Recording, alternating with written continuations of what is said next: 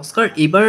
matric exam 2024 আৰু 25ৰ ভিতৰত দিয়া যিসকল বন্ধু বান্ধৱী আছে তেওঁলোকৰ কাৰণে যথেষ্ট বেছি গুৰুত্বপূৰ্ণ হ'ব গৈ আছে গতিকে এই ভিডিঅ'টো আপোনালোকৰ যদি কোনোবা চিনাকি এইবাৰ মেট্ৰিক এক্সাম দিব নতুনকৈ প্ৰিপাৰেশ্যন মানে 10ত উঠিছে বা নতুনকৈ এক্সাম দিব তেওঁলোকৰ কাৰণে যথেষ্ট বেছি গুৰুত্বপূৰ্ণ হ'ব গৈ আছে গতিকে যদি আপোনাৰ কোনোবা চিনাকি আছে তেওঁলোকে ভিডিঅ'টো শ্বেয়াৰ কৰি দিয়ক যাতে তেওঁলোকে উপকৃত হ'ব পাৰে কাৰণতে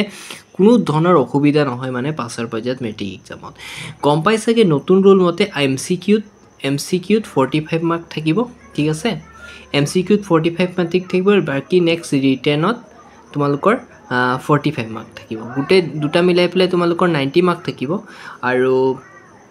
তোমালোকৰ 10 মাৰ্ক এটা এক্সট্ৰা প্ৰেক্টিকেল মাৰ্ক এটা এক্সট্ৰাকে 10 মাৰ্ক থাকিব মানে টোটাল তোমালোকৰ 100 মাৰ্কৰ এক্সামটো হ'ব ঠিক আছে না কিন্তু তোমালোকৰ যোনটো এক্সাম ধৰিলোৱা তোমাৰ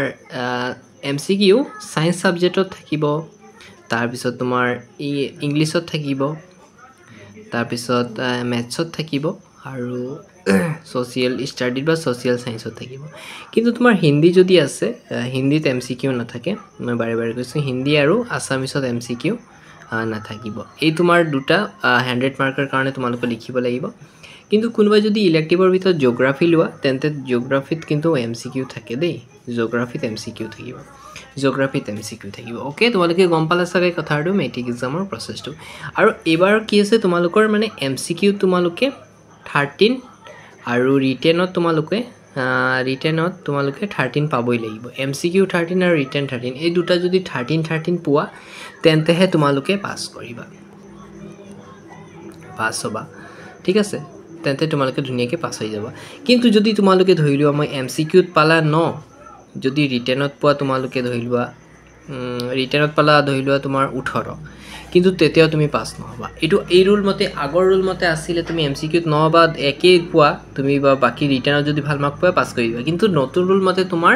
এমচিকিউ তুমি পাস কৰিবই লাগিব আৰু ৰিটেন এক্সামত তুমি পাস কৰিবই লাগিব তেতিয়াহে তুমি মানে পাস কৰিবলৈ অপৰচুনিটি পাবা বা পাস কৰিবা গতিকে তোমালোকে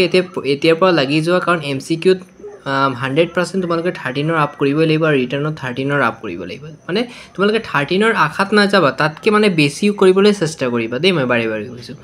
আৰু তোমালোকৰ যোনটো এক্সাম হ'ব চাৰিটা প্ৰসেছত থাকিব মানে তোমাৰ এ বি সি ডি কে চাৰিটা তোমাৰ এমচিকিউ থাকিব কোৱেশ্চনবোৰ সেম কিন্তু মানে তোমাৰ এৰ লগত বি নিমিলিব বি লগত সি নিমিলিব বা সি লগত ডি নিমিলিব মানে তোমাৰ কোৱেশ্চনবোৰ বেলেগ থাকিব বুজিছা না অলপ ভালকে শুনিবা কথাবোৰ এৰ লগত বি কেনেকৈ নিমিলে তোমাৰ ধৰিলোৱা তোমাৰ ফাৰ্স্ট কোৱেশ্চনটো আছে ধৰিলোৱা তোমাৰ এচিডৰ কি কৰে পানী নিলাৰিটমাছ ৰঙা কৰে আৰু বি তোমাৰ হেই কোৱেশ্চনটোৱে তোমাৰ ধৰিলোৱা 10 নম্বৰ কোৱেশ্চনতহে আছে এচিডে নিলাৰিটমাছ ৰঙা কৰে এই টিয়াৰ কাৰণ মানে বহুতে চিটিং কৰি লয় না চিটিংৰ কাৰণে বছৰ কাৰণে মানে এইটো দিছে আৰু এমচিকিউ কিটা তোমালোকে ফিল কৰিবে একদম সাৱধান হ'বা কাৰণ তোমালোকৰ এইবোৰ মেট্ৰিক এক্সামত কম্পিউটাৰ চেক হ'ব কোন ধৰণৰ মানে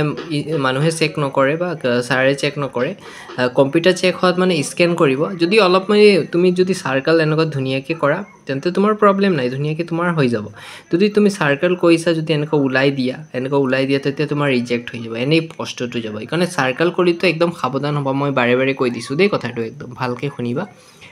আৰু তোমালোকৰ যোনটো এক্সাম হ'ব এক্সামৰ সিলেবাস প্যাটাৰ্ন সম্পূৰ্ণ ডিটেইলছবোৰ মই চেনেলটো শ্বেয়াৰ কৰি দিম